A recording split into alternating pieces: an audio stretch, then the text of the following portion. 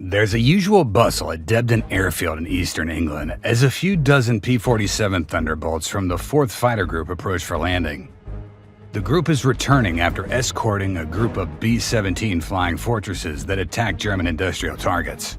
However, the commander noticed one missing plane and quickly identifies that it's one piloted by the rookie pilot Ralph Hofer.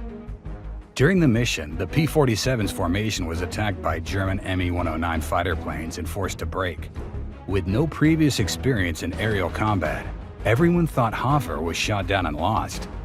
The mission was his first combat flight, as it seemed. It was also his last. Then, when almost all hope of his return was lost, an aircraft approached the airfield, and it became apparent it was Hofer. As he landed his plane, other pilots noticed the protective tape placed over his .50 caliber machine guns was broken, meaning Hofer had used them. Hardly anyone was left unbaffled when a young, cocky pilot admitted that not only he fired his machine guns, but he shot down an enemy plane. For most pilots, it took more than 10 sorties to even fire a burst, let alone to hit an enemy, and Hofer confidently claimed to have done so. The gun camera didn't lie. Hofer had indeed shot down an enemy Messerschmitt. This day was just the first chapter of one of the most audacious stories of World War II, one filled with fascinating stories, but a mysterious end.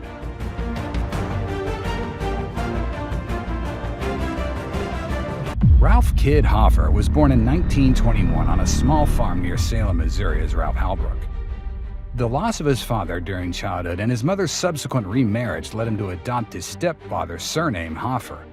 Little is recorded about his early years, growing up in a rural setting except for his evident restlessness. This restless spirit perhaps drove him to take up boxing during his teenage years. While living in Chicago, he even won several Golden Glove amateur boxing tournaments. Unable to find his place in the bustling city, Hofer returned to Missouri and secured a job at the newly established Fort Leonard Wood military base. However, Hofer was not one to remain idle for long. His adventurous character and unwillingness to stay put laid the groundwork for his future as a fighter ace. Interestingly, Hofer never had plans to become a pilot, nor did he know anything about planes.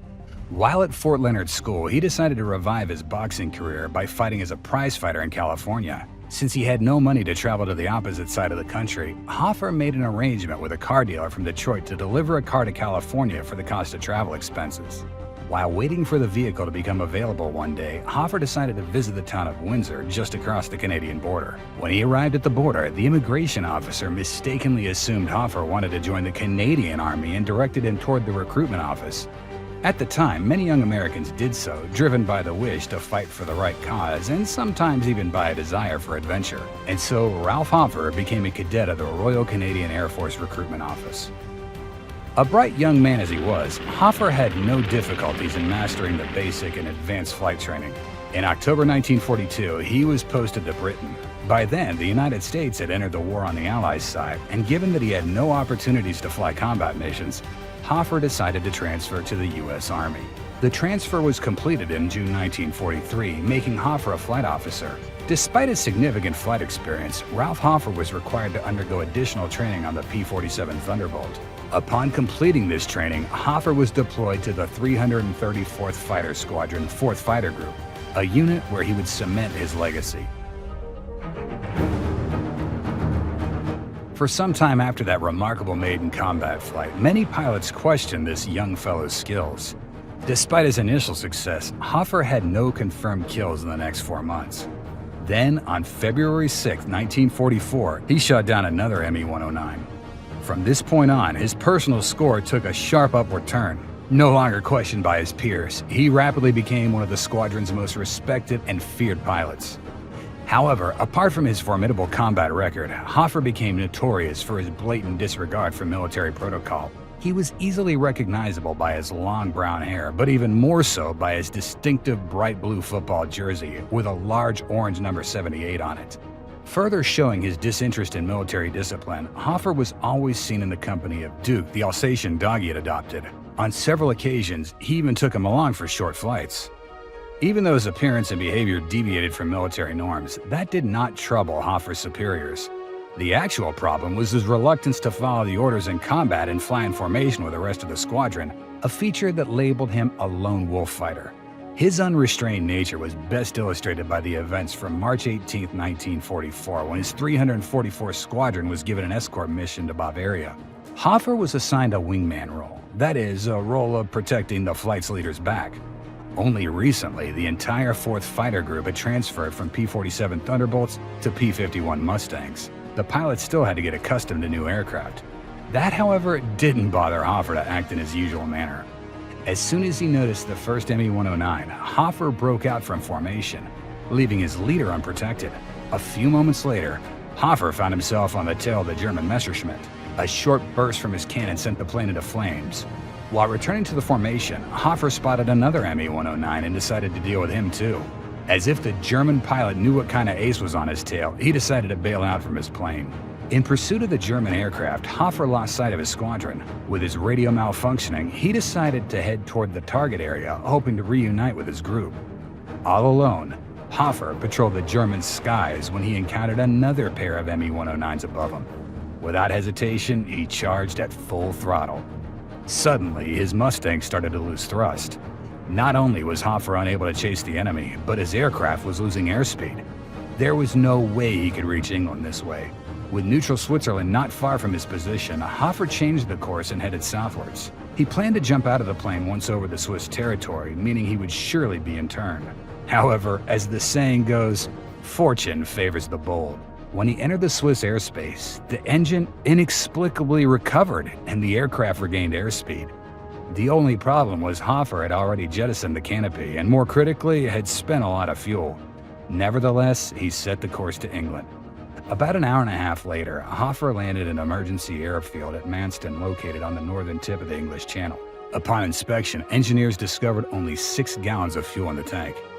Hofer survived yet another adventure, this time by a hair's breadth.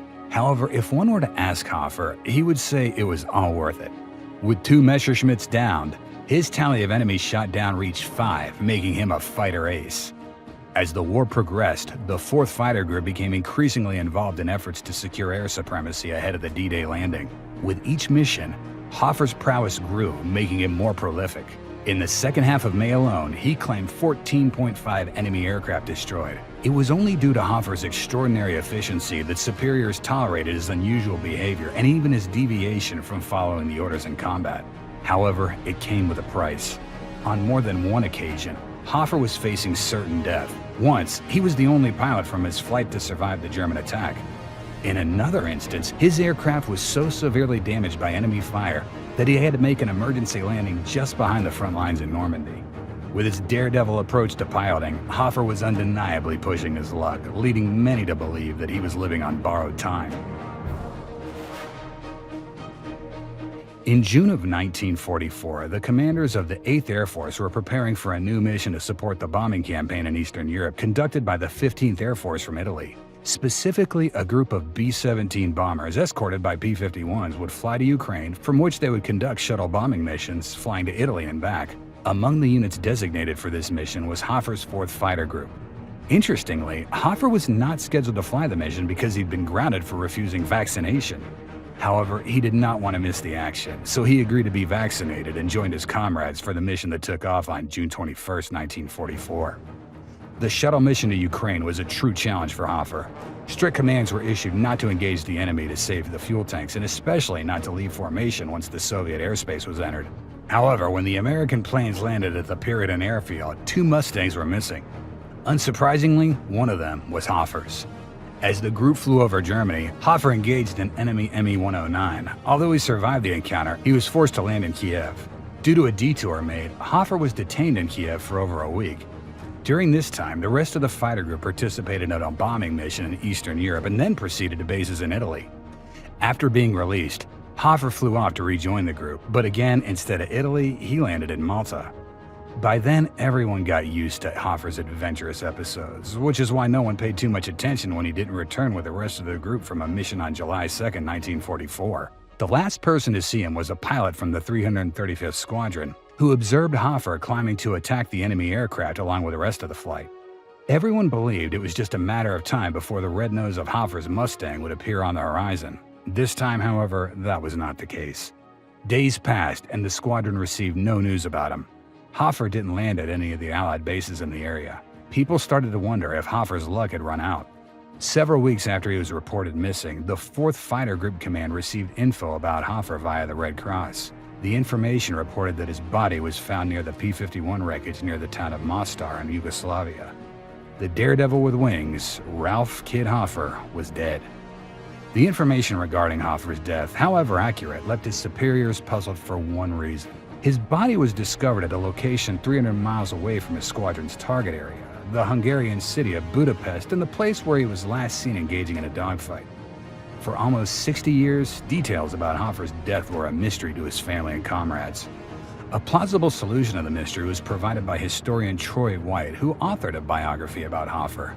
White confirmed the earlier testimony of Hofer's flight leader, George Stanford, who witnessed Hofer flying with a Hungarian Me-109 firing at his tail. What White believed was that Hofer's plane was not shot down, but instead suffered damage, forcing Hofer to attempt to return to his base in Italy.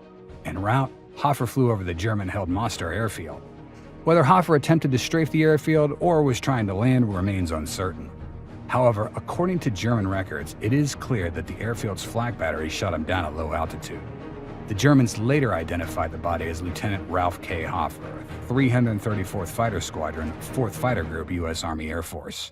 At the time of his death, Ralph Kid Hofer was only 23 years old. During his brief career, he flew 74 missions and was credited with 30.5 aircraft destroyed. He was awarded the Distinguished Flying Cross with 3 oak leaf clusters, the Air Medal with 1 oak leaf cluster, and the Purple Heart. After the war, Hofer's body was recovered, taken back to the States, and reburied at the mass grave at Jefferson Barracks National Cemetery in St. Louis, Missouri. His story remains a testament to the indomitable spirit of a young man whose daring and skill in the skies of World War II left an indelible mark on the annals of military aviation, and a reminder of the bravery and sacrifices made by those who have served in the pursuit of freedom. Thank you for watching this episode. If you liked it, give it a thumbs up. Don't forget to subscribe and hit the bell icon to be notified of our next video. Stay tuned.